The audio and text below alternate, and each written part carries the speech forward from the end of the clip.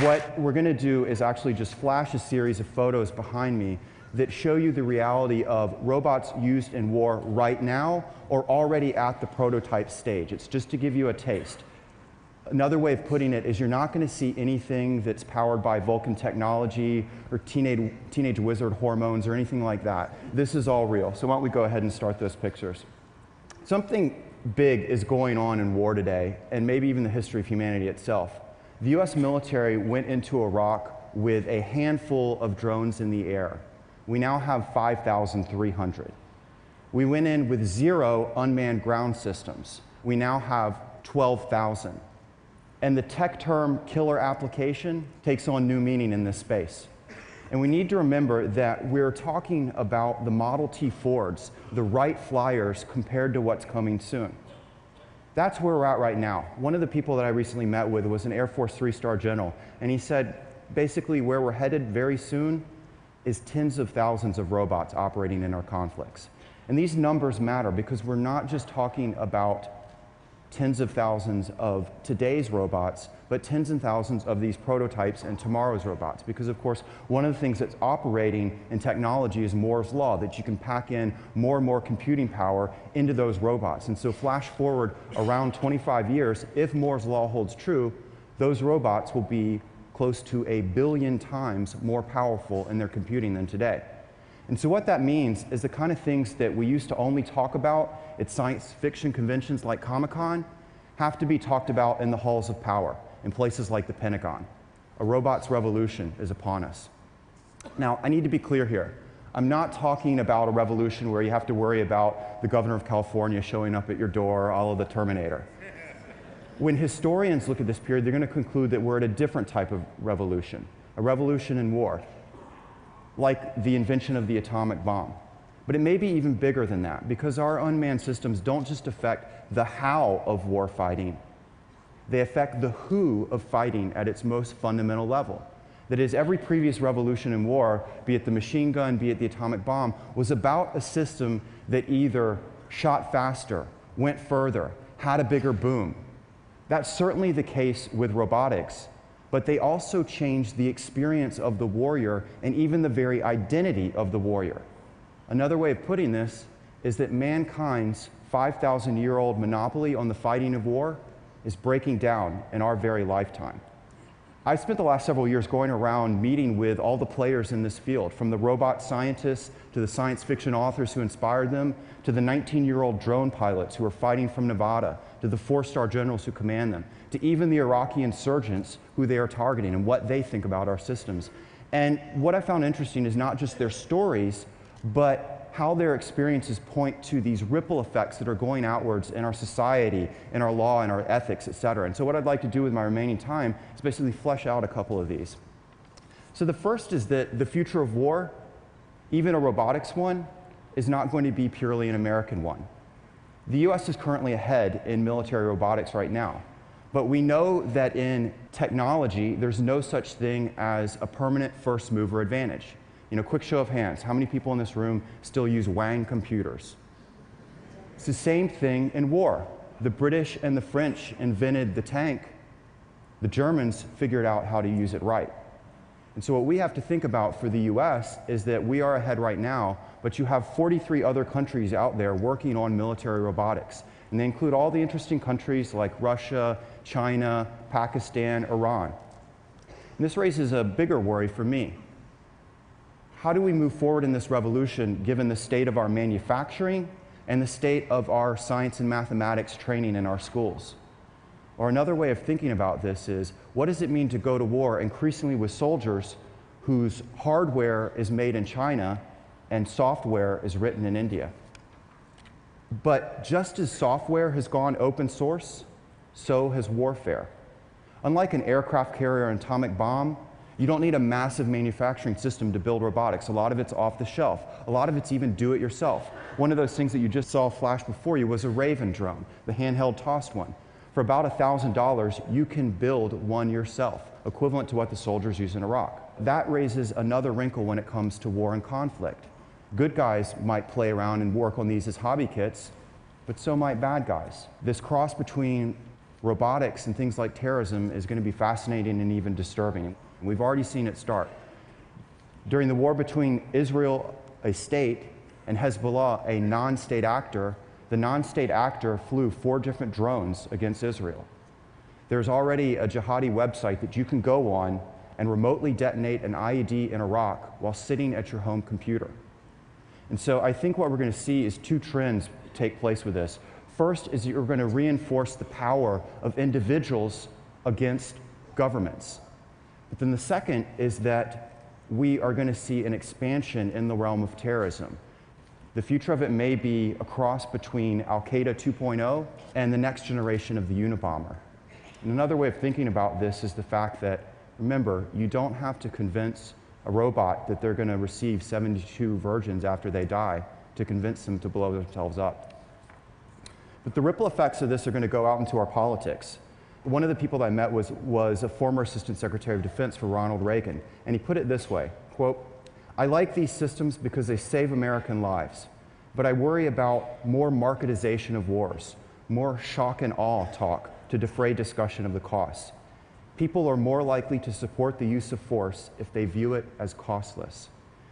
Robots, for me, take certain trends that are already in play in our body politic and maybe take them to their logical ending point. We don't have a draft. We don't have declarations of war anymore. We don't buy war bonds anymore. And now we have the fact that we're converting more and more of our American soldiers that we would send into harm's way into machines. And so we may take those already lowering bars to war and drop them to the ground. But the future of war is also going to be a YouTube war. That is, our new technologies don't merely remove humans from risk, they also record everything that they see. So they don't just delink the public, they reshape its relationship with war. 这个影片是 AP， 也就是美联社的新闻片。可是这个影片呢是没有记者拍的，没有记者去拍这一则新闻，它基本上是一个机器人拍回来的新闻。所以在 YouTube 上面，他刚刚说，他等一下会说，就是在 YouTube 上面，现在你有这个上千支的伊拉克战争的影片，都是没有人去拍的。There's already several thousand video clips of combat footage from Iraq on YouTube right now, most of it gathered by drones. Now, this could be a good thing. It could be building connections between the home front and the war front as never before. But remember, this is taking place in our strange, weird world. And so inevitably, the ability to download these video clips to your iPod or your Zune gives you the ability to turn it into entertainment. Soldiers have a name for these clips. They call it war porn. 这个名词是一个新的名词，它叫做战争色情片。战争色情片的意思是什么呢？它不是色情片，但是它就是变成是一个这个让人的情绪变得高昂的一种不太道德也不太正当的娱乐，因为你把那个真实的战争片变成娱乐在看。A typical one that I was sent was an email that had an attachment of video of a predator strike taking out an enemy site, missile hits, bodies burst into air at the explosion. It was set to music. It was set to the pop song "I Just Wanna Fly" by Sugar Ray. This ability to watch more but experience less creates a wrinkle in the public's relationship with war. I think about this with a sports parallel. It's like the difference between watching an NBA game, a professional basketball game on TV, where the athletes are tiny figures on the screen, and being at that basketball game in person and realizing what someone 7 feet really does look like. But we have to remember, these are just the clips. These are just the ESPN SportsCenter version of the game. They lose the context. They lose the strategy. They lose the humanity. War just becomes slam dunks and smart bombs. Now, the irony of all of this is that while the future of war may involve more and more machines, it's our human psychology that's driving all of this. It's our human failings that are leading to these wars. So one example of this that has big resonance in the policy realm is how this plays out on our very real war of ideas that we're fighting against radical groups. What is the message that we think we are sending with these machines versus what is being received in terms of the message. So one of the people that I met was a senior Bush administration official who had this to say about our unmanning of war. Quote, "It plays to our strength. The thing that scares people is our technology. But when you go out and meet with people, for example, in Lebanon, it's a very different story. One of the people I met with there was a news editor, and we're talking as a drone is flying above him. And this is what he had to say, quote, "This is just another sign of the cold-hearted, cruel Israelis and Americans who are cowards because they send out machines to fight us. They don't want to fight us like real men, but they're afraid to fight. So we just have to kill a few of their soldiers to defeat them." The future of war also is featuring a new type of warrior, and it's actually redefining the experience of going to war. You can call this a cubicle warrior. This is what one Predator drone pilot described of his experience fighting in the Iraq War while never leaving Nevada. 他这些无人飞机的驾驶员都没有在伊拉克，他都在内华达州，所以他从内华达透过网络直接控制那些无人飞机跑去轰炸，所以一天打仗打完了还可以下班。Well, you're going to war for 12 hours, shooting weapons at targets, directing kills on enemy combatants. And then you get in the car and you drive home, and within 20 minutes you're sitting at the dinner table talking to your kids about their homework.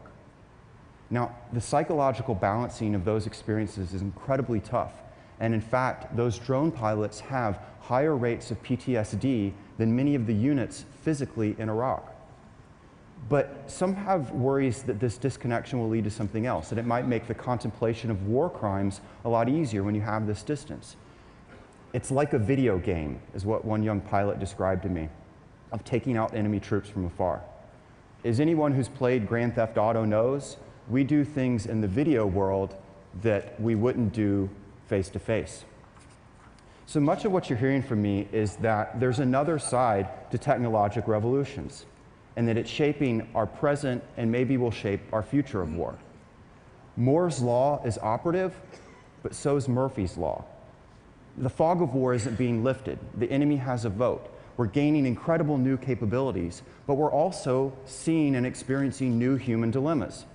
Now, sometimes these are just oops moments, which is what the head of a robotics company described it. You just have oops moments. Well, what are oops moments with robots in war? Well, sometimes they're funny. Sometimes they're like that scene from the Eddie Murphy movie Best Defense playing out in reality, where they tested out a machine gun armed robot, and during the demonstration, it started spinning in a circle and pointed its machine gun at the reviewing stand of VIPs. Fortunately, the weapon wasn't loaded and no one was hurt.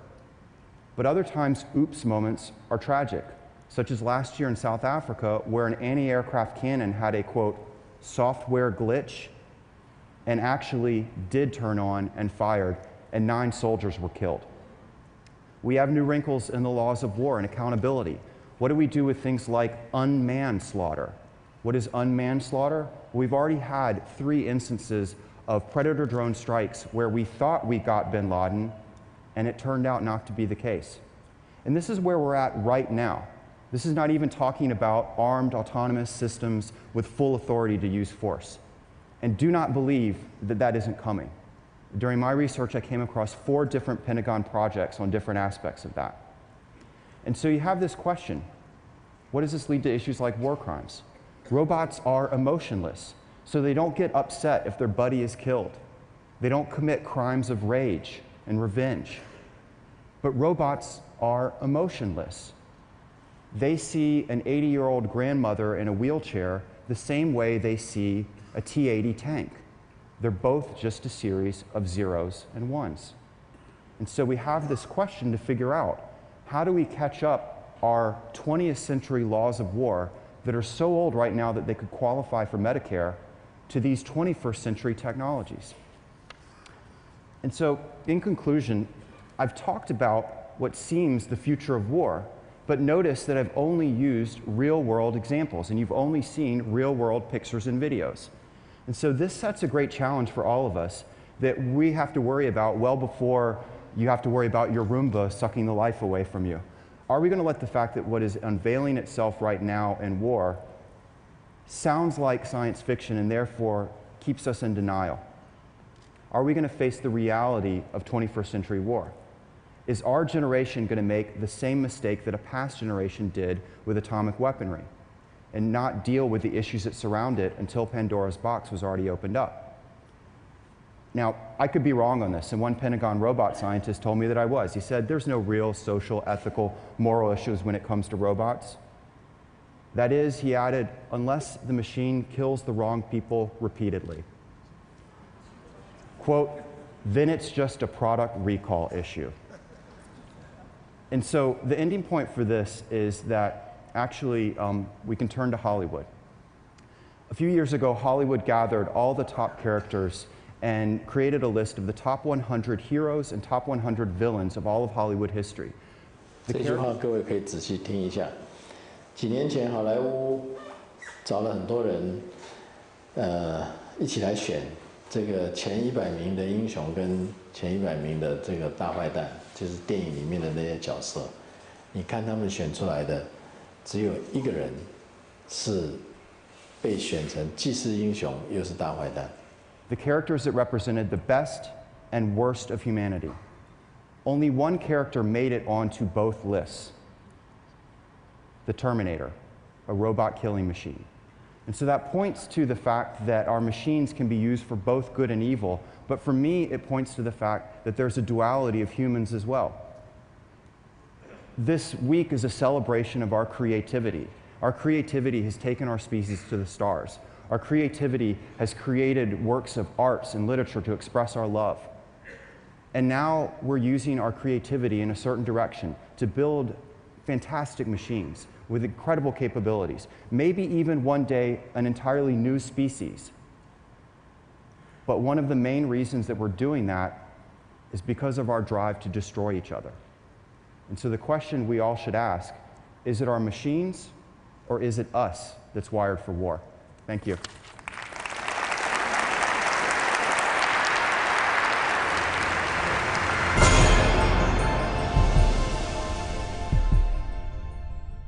我们从刚刚的这个影片当中，我们大概可以理解，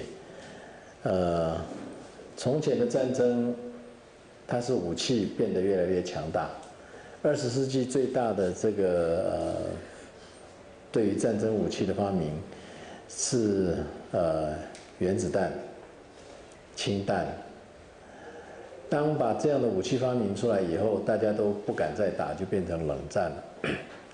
当然，后来有很多的这个细菌生化的战争，它没有真正的被使用。但是现在的战争，我们已经可以看到，包括在伊拉克，我们可以看到派出去的是机器人，开飞机的人是坐在美国本土，然后这个飞机是跑到中东去做轰炸，轰炸完了以后回家吃晚饭，第二天再来继续打。这样子的一个战争的模式，事实上为什么会可能？就是因为这个世界已经变成了一个网络跟这个软体非常发达的一个世界。当它变成这样的时候，在几十年之后，我们很可能会碰到一种不太能收拾的情况。他刚刚中间有一段话，就是说我们的上一代在20世纪所犯下的错误，我们这一代要不要在21世纪继续？也就是上一代因为战争弄到最后，不得不大家来谈和这样的一个事情，是不是21世纪还要继续打完了才来谈和呢？所以这个事情呢，我们透过这一支影片，可以让大家来好好的思考。